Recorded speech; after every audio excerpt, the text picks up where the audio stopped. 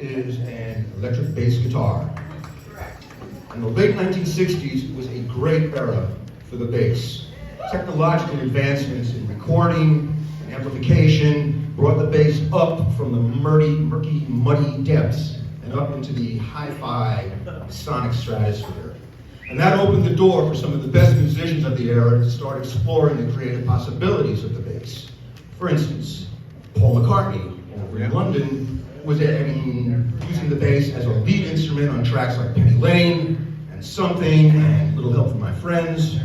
Over in Detroit, James Jamerson was putting funky R&B grooves onto elegant pop tunes, which created Motown.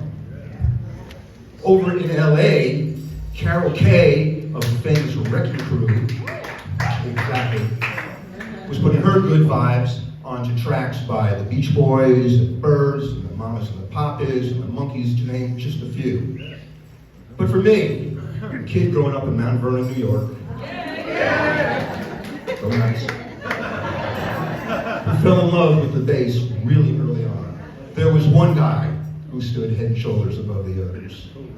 He was a classically trained musician with a wild and unfettered musical imagination. He approached the bass with a very delicate and finesseful touch, but he still managed to create a sound that was hugely powerful and earth-shaking. And his name was John Entwistle.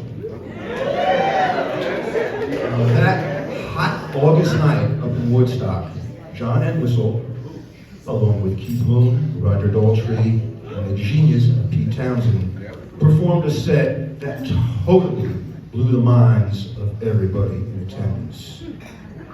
Ladies and gentlemen, duck and cover, it's The Who.